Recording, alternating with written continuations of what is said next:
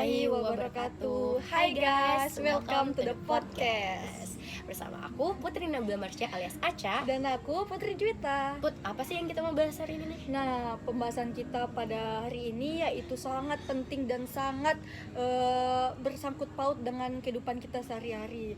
Jadi topik ini sangat menarik untuk kita bahas, Ca, yaitu fikih muamalah atau hukum-hukum transaksi dalam Islam.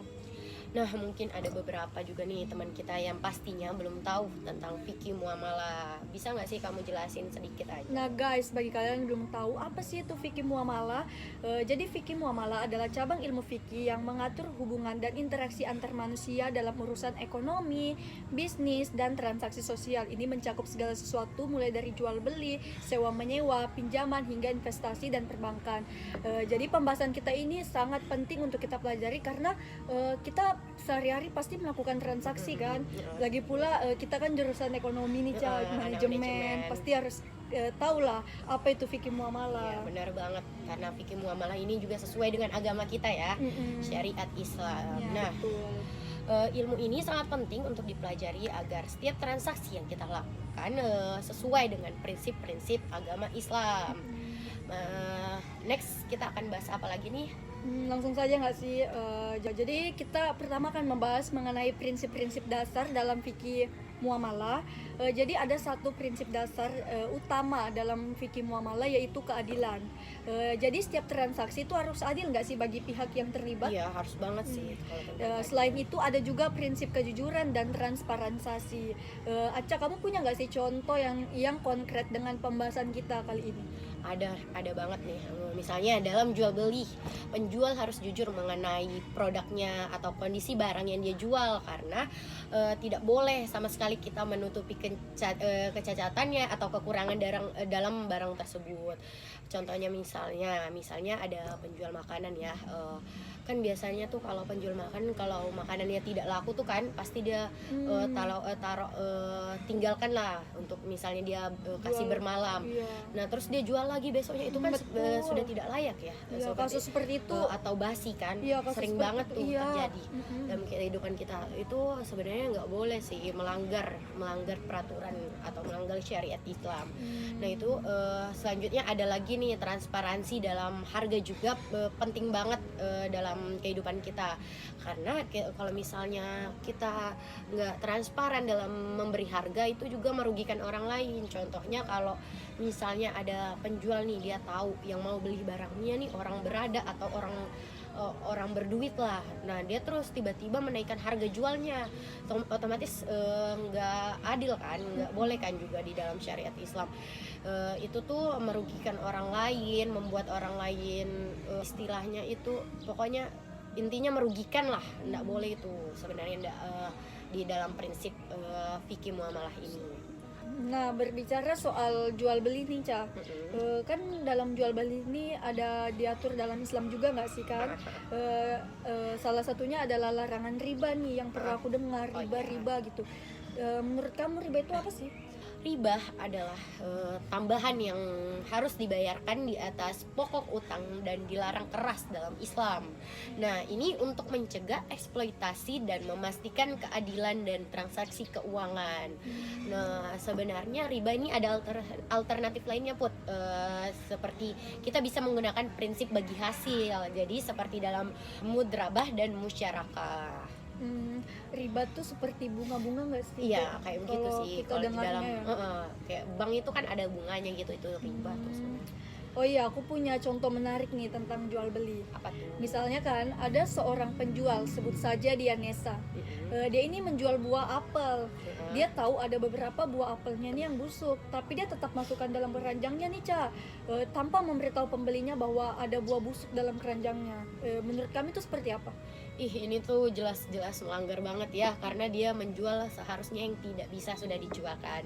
Jelas aja tadi itu apelnya ya? Iya. Apelnya itu sudah busuk tapi dia jual lagi. Terus seharusnya dia kan transparan kepada pembelinya dalam mengenai kondisi apelnya gimana. Dia harus memberikan juga ke pelanggannya yang bagaimana. Seharusnya dia tahu kan sudah, karena dia sebagai penjual. Nah, dia menjual apel yang busuk tadi tanpa memberitahu pembeli itu merupakan bentuk penipuan juga kan ya, Iya. dan bisa merugikan pembelinya tadi. Seperti itu. Untuk sewa menyewa nih, Cang. Sewa menyewa ini kan diatur juga dalam fikih muamalah seperti yang tadi kita jelaskan. Nah, dalam sewa menyewa nih apa sih yang perlu kita perhatikan? Asik nih pembahasan sewa menyewa juga nih, bagus. Kalau sewa menyewa itu banyak juga ya kalau di kehidupan kita sekarang. Sekarang kayak penyewaan motor, mobil, kayak rental-rental gitulah istilahnya. Nah, dalam sewa menyewa atau ijarah penting untuk jelas mengenai spesifikasi barang atau jasa yang disewa, durasi sewa dan harga sewanya. Semua harus disepakati di awal untuk menghindari perselisihan. Contohnya seperti misalnya jasa yang kita sewa seperti ojol. Itu kan seperti jasa kan yang kita sewa tuh. Misalnya kalau contoh di ojol nih kita harus jelas memberikan titik. Misalnya kita berikan titik di lingkas ujung lah RT, misalnya RT 18, padahal seharusnya yang kita berikan RT 17. Nah, otomatis itu kan beda seharusnya. Jadi si abang ojol ini harus jalan lagi beberapa kilo untuk mendapatkan tempat yang detail ini. Seharusnya itu kan salah. Seharusnya kita juga sebagai customer harus memberikan tempat yang benar. Terus juga untuk durasi sewa ini mungkin kita bisa berikan contoh untuk kayak di Taman Berlabuh sama Taman Berkampung. Kan itu ada tuh banyak kayak penyewaan mobil kecil tuh, mobil mainan, sama sewa sepeda listrik gitu. Nah, itu harus misalnya kita diberikan nih 30 menit harganya 50.000. Nah, si penyewanya itu tukang mensewakannya ini atau yang menyewakan harusnya memberikan durasi yang tepat. Jangan malah mengurang-urangi. Misalnya belum waktunya 30 menit tapi barangnya sudah diambil atau mobilnya sudah diambil. Itu sering banget kan di sana tuh. Sering banget. Kita pernah ngalamin kan ya. Belum waktunya sudah orangnya ambil dan dia bilang itu sudah 30 menit. Padahal belum. Padahal baru dia kan pakai kan guys. Itu sebenarnya nggak boleh sih, itu melanggar prinsip fikih muamalah. Dan next ada harga yang tadi aku bilang tuh harga sewa. Harga sewa itu seharusnya itu sama dengan kesepakatan awal. Jangan mentang-mentang di awal tuh sebenarnya harganya 30.000, pas dia lagi tempat penyewaannya sepi malah dia naikkan supaya ada lah gitu uang tambahannya. Itu kan sering terjadi ya sekarang tuh. Itu tuh nggak boleh guys sebenarnya. Seperti itu. Jadi gini, Ca, aku kan punya tetangga nih. Ini bukan gibah ya guys. Disclaimer, ini tuh seperti contoh kasus lah. Jadi tetanggaku nih menyewa sebuah kontrakan nih, Ca, dekat rumah. Tapi selama 1 tahun. Tapi setelah 6 bulan nih si yang menyewakan nih, yang punya kontrakan nih memberitahu bahwa harga sewanya nih naik tanpa persepakatan dari awal. Iya. Nah, menurut kami itu gimana? Itu kan sudah salah. Tapi menurut pandangan kamu kayak mana? Ini tuh nggak adil ya, tentunya nggak adil banget karena melanggar kesepakatan awal dari antara si penyewa dan orang yang menyewakan. Kan seharusnya yang orang yang menyewakan ini memberitahu lah ya istilahnya ya, agar tidak terjadi perselisihan, memberitahu ke penyewanya ini supaya nanti penyewanya nggak kaget lah kok tiba-tiba harganya naik tuh kan. Kasihan juga sama penyewanya. Oke, nanti aku tentang aku ya guys. Oke, tadi kan kita ada bahas mengenai perbankan nih kan. Nah, bagaimana dengan perbankan syariah? Apa bedanya dengan perbankan konvensional? Perbankan tadi ada ya kita bahas sedikit ya di awal tadi. Nah, perbankan syariah ini beroperasi berdasarkan prinsip-prinsip syariah seperti larangan riba yang tadi kita bahas, atau gharar, ketidakpastian, dan maisir atau spekulasi. Bank syariah menawarkan produk keuangan seperti mudharabah atau bagi hasil yang tadi kita bahas juga, dan murabaha atau jual beli dengan margin keuntungan yang sesuai dengan prinsip agama Islam tentunya. Oh, gitu. oh iya, untuk contoh kasusnya nih kan ya. Misalnya nih, sebut saja lah Caca ingin membeli mobil dengan pembiayaan dari bank syariah. Ya. Nah, bank syariah membeli mobil tersebut dan menjualnya kepada Mona nih Ya.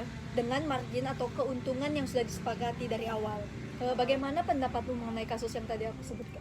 Wah, sepertinya nama-nama tadi nama-nama teman kita juga ya. Iya. Nah, itu merupakan contoh dari akad mudharabah, Put.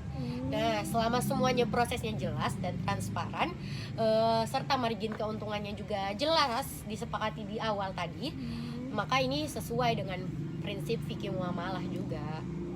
Seperti itu. Oke. Dan next kita akan bahas yang menarik juga nih, Apa zakat, tuh? infak, dan sedekah.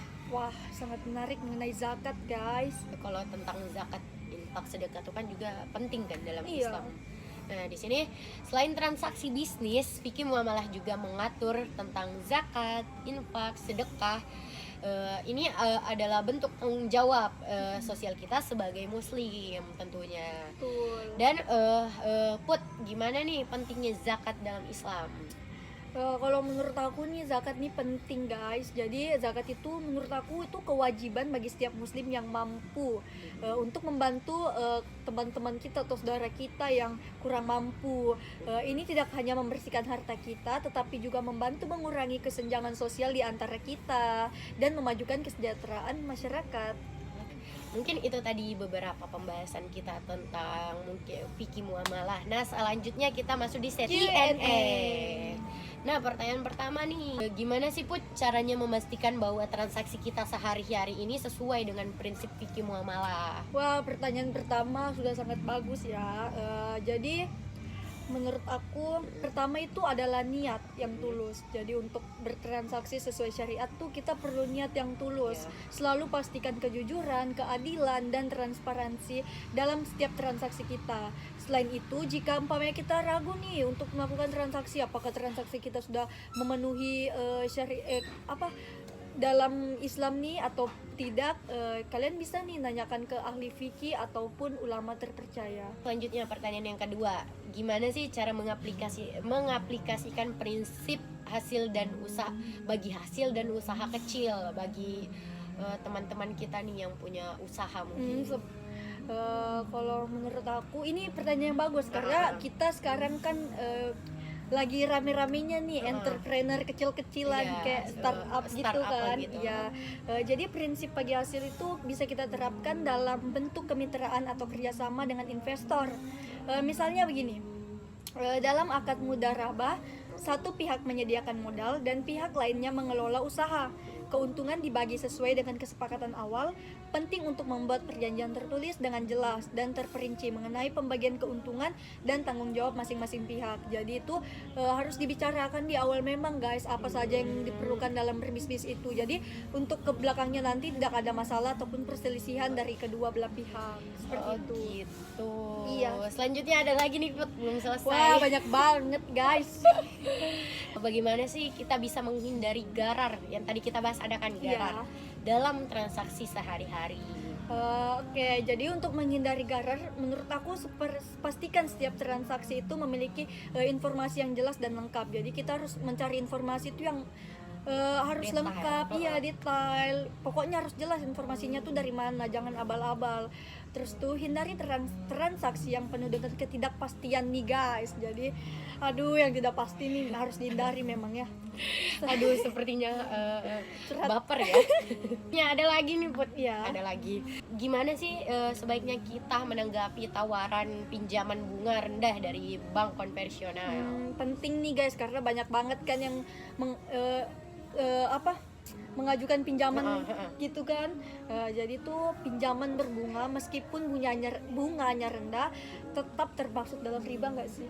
Kalau setahu aku masuk dalam riba sih. Kalau dalam Islam tetap dilarang maupun bunganya besar atau kecil.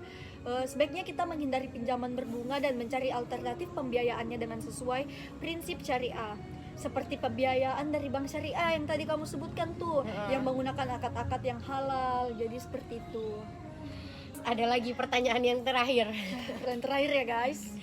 Gimana sih cara kita sebagai konsumen memastikan bahwa produk keuangan yang kita gunakan sesuai dengan prinsip syariah? Sebagai konsumen ataupun pembeli nih, kita bisa memastikan produk keuangan yang kita gunakan sesuai dengan prinsip syariah dengan melakukan riset dan konsultasi.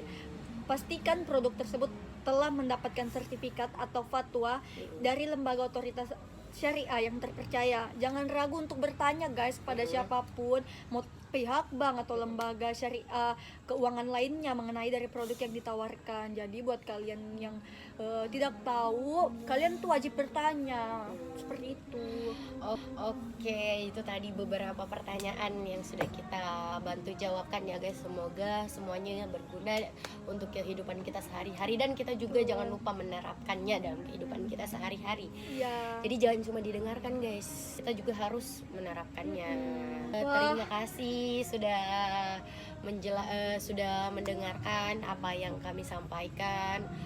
Sekian dari pembahasan ini. Kurang dan lebihnya mohon dimaafkan. Wassalamualaikum warahmatullahi wabarakatuh. Bye bye.